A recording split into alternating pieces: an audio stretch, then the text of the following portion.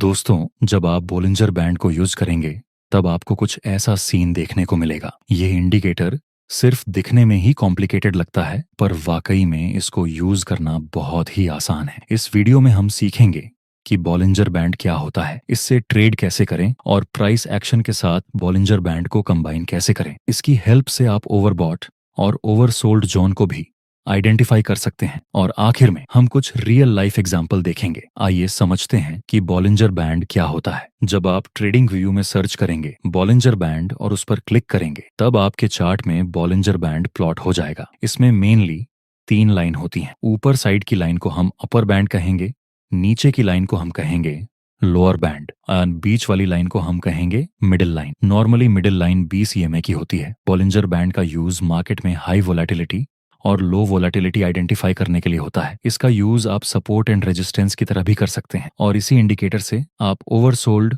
और overbought area भी identify कर सकते हैं। अब समझते हैं आप इसकी हेल्प से हाई वोलेटिलिटी और लो वोलेटिलिटी देव व सॉन कैसे पता लगा सकते हैं। हाई वोलेटिलिटी मतलब प्राइस बहुत तेजी से ऊपर या नीचे जाती है, और लो वोलेटिलिटी मतलब प्राइस बहुत ही धीरे धीरे मूव करती है। जैसे मार्केट अप ट्रेंड में ऊपर जाता है, फिर नीचे आता है, फिर ऊपर जाता है। इसी तरह मार्केट कुछ टाइम हाई वोलेटिलिटी में मूव करता है, फिर लो वोलेटिलिटी, फिर हाई वोलेटिलिटी। इस तरह मार्केट इस साइकिल में मूव करता रहता है। जब मार्केट में लो वोलेटिलिटी हो या फिर मार्केट साइडवेज होता है, उसी समय बॉलिंजर बैंड का अपर बैंड और लोअर बैंड बहुत ही नैरो हो जाता है। और जब मार्केट वोलेटिलिटी जोन में होता है, तब बॉलिंजर बैंड बहुत ही वाइड हो जाता है। हाई वोलेटिलिटी तब बॉलिंजर बैंड वाइड, लो वोलेटिलिटी तब बॉलिंजर बैंड नैरो। जब मार्केट साइडवेज जोन में होता है और बॉलिंजर बैंड भी नैरो हो जाता है। इसका मतलब कि अब आगे एक बड़ा मूव आ सकता है, ऊपर या फिर नीचे। लेकिन इसमें प्राइस एक्शन के साथ ट्रेड कैसे करना है, जो कि सबसे ज्यादा महत्वपूर्ण है, उसके बारे में हम आगे डिस्कस करेंगे। अब समझते हैं कि बॉलिंजर बैंड्स को आप सपोर्ट रेजिस्टेंस की तरह कैसे यूज कर सकते हैं। देखिए, इसमें प्राइस हमेशा यह 2 बैंड्स के अंदर अंदर मूव करेगी। जब प्राइस इस लोअर बैंड को टच करे तो ये लोअर बैंड सपोर्ट की तरह काम करेगा। जैसे कि यहाँ आप देख सकते हैं, प्राइस नीचे आती है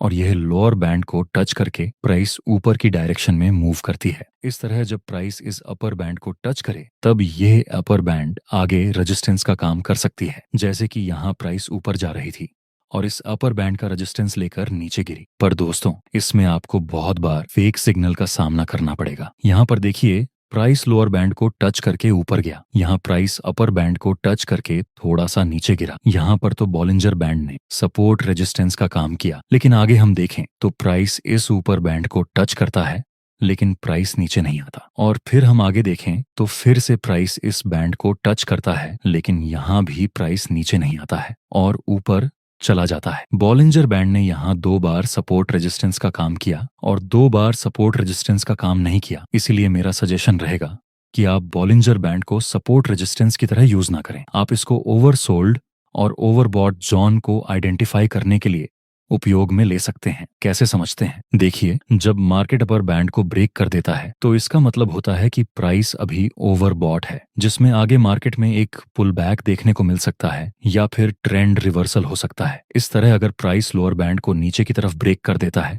तो इसका मतलब हुआ कि अब मार्केट ओवरसोल्ड हो चुका है। आगे या तो हमें एक पुल बैक देखने को मिल सकता है या फिर यह डाउन ट्रेंड अप ट्रेंड में रिवर्स हो सकता है। लेकिन आपको सिर्फ ओवरसोल्ड और ओवरबॉट जोन देखकर ट्रेड नहीं लेना है। आपको कुछ एक्स्ट्रा कंफर्मेशन के साथ काम करना पड़ेगा। जैसा कि यहाँ पर आप देख सकते हैं, price lower low and lower high के स्ट्रक्चर में नीचे आ रहा है और फिर प्राइस बॉलिंजर बैंड के लोअर बैंड को नीचे की तरफ ब्रेक कर देता है। अभी के लिए मार्केट ओवरसोल्ड है, लेकिन तुरंत हमें एंट्री नहीं करना है। हम वेट करेंगे कि जब दूसरी कंफर्मेशन कैंडल इस ब्रेक डाउन कैंडल के हाई के ऊपर क्लोज हो जाए, तब हम बाय में एंट्री कर सकते हैं। नेक्स्ट हम देखें तो दूसरी green candle break down candle के हाई के ऊपर क्लोज हो चुकी है। अब हम बाय में एंट्री कर सकते हैं। स्टॉप लॉस रखेंगे उस कैंडल से जिसमें ब्रेक डाउन हुआ, उसके लो से थोड़ा सा नीचे, और प्रॉफिट टारगेट में पहला टारगेट रखेंगे इस मिडिल लाइन के पास। यहाँ पर आप चाहें तो 50% प्रॉफिट बुक कर सकते हैं और सेकंड टारगेट रखेंगे यहाँ तक।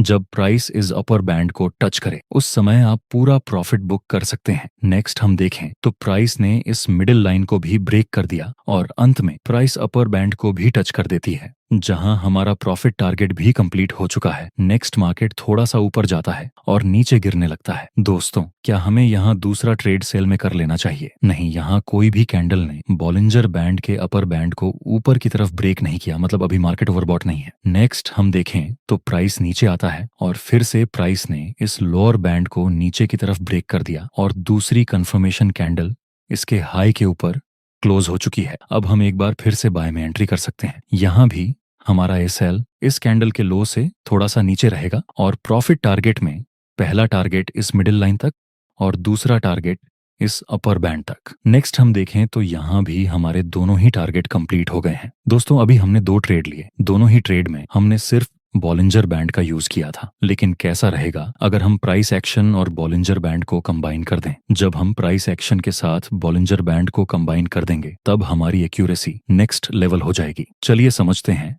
अगर आप ट्रेडिंग को लेकर लाइफ में बहुत सीरियस हैं तो हम लाए हैं आपके लिए 1 महीने का complete trading from basic to advance course और साथ ही ऑप्शन ट्रेडिंग का कंप्लीट कोर्स। सबसे पहला कोर्स हम 3 लेवल में सीखेंगे। बिगनर लेवल, जहां हम फाउंडेशन ऑफ ट्रेडिंग को सीखेंगे। इंटरमीडिएट लेवल, जहां पर हम टेक्निकल एनालिसिस सीखेंगे। और एडवांस लेवल, जिसमें हम ट्रेडिंग स्ट्रैटेजीज, रिस्क मैनेजमेंट और साइकोलॉजी को सीखेंगे। दूसरा कंप्लीट ऑप्शन ट्रेडिंग कोर्स, जो जनरली न्यू ट्रेडर को बहुत कॉम्प्लेक्स लगता है, उसे हम बिल्कुल ही आसान भाषा में समझेंगे। इन दोनों कोर्स को कंप्लीट करने के बाद हम एडवांस ऑप्शन ट्रेडिंग स्ट्रैटेजिस्ट बनाकर लाइव मार्केट में ट्रेड करके प्रॉफिट बनाएंगे। इस कोर्स का प्राइस सिर्फ 4,999 रुपये है।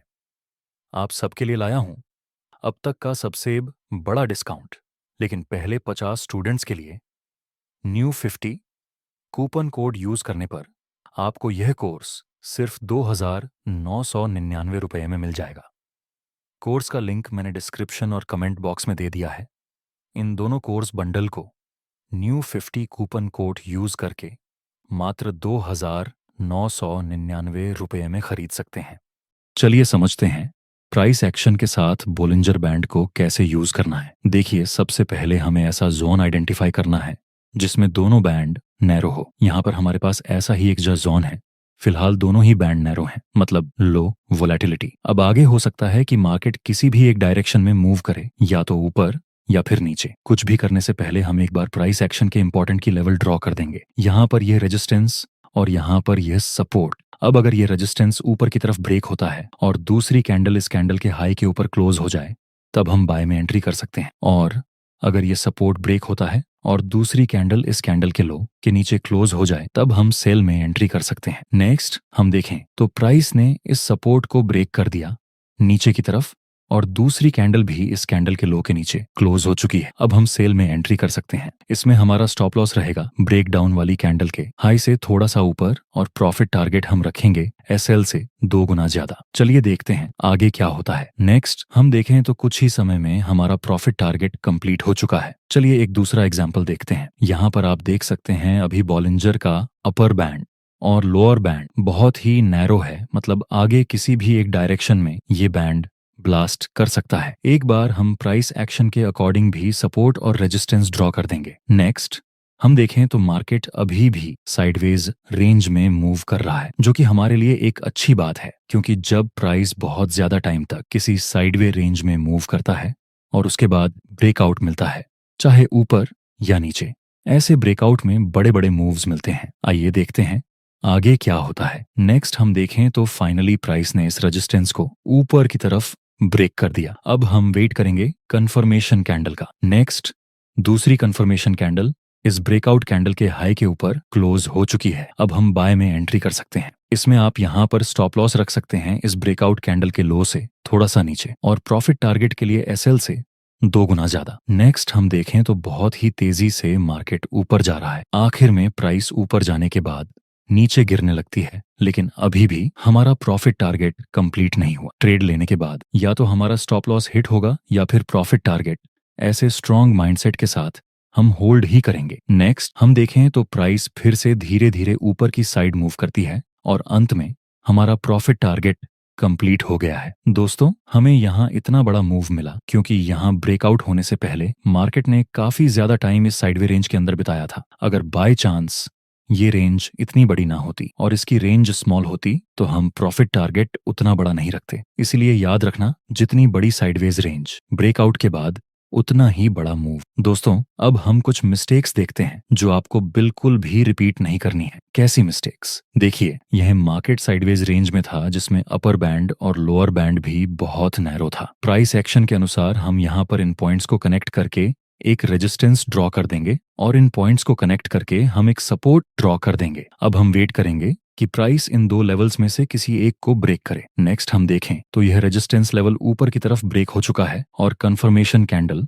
इस कैंडल के हाई के ऊपर क्लोज हो चुकी है। ये है तो बाय करने का सिग्नल, लेकिन हम इस रेजिस्टेंस को इग्नोर नहीं कर सकते। ऐसा हो सकता है कि जिन लोगों ने यहाँ बाय किया हो वे इस रेजिस्टेंस को देखकर अपना प्रॉफिट बुक करने लगे, इसलिए हम ट्रेड में एंट्री नहीं करेंगे। नेक्स्ट, मार्केट इसी जगह से नीचे गिरने लगता है। आपको प्राइस एक्शन के बेसिक को कभी नहीं भूलना चाहिए। दूसरी मिस्टेक को भी हम एग्जाम्पल से सीखेंगे। देखिए, यहाँ पर मार्केट साइडवे रेंज में मूव कर रहा था और बॉलिंजर बैंड भी एकदम ही नैरो था। नेक्स्ट, एक बड़ी रेड कैंडल के साथ मार्केट नीचे आता है। दोस्तों, आपको हमेशा कंफर्मेशन कैंडल का वेट करना है। इतनी बड़ी रेड कैंडल देखकर आप तुरंत सेल में एंट्री नहीं कर सकते, इसलिए always wait for confirmation candle. आगे हम देखें तो मार्केट जितनी स्पीड से नीचे आया था उससे डबल स्पीड में ऊपर चला गया। ये दोनों मिस्टेक्स को आप अपनी जर्नल में लिख लेना। दोस्तों, आपको यह वीडियो कैसा लगा अपने रिव्यू कमेंट सेक्शन में जरूर बताना।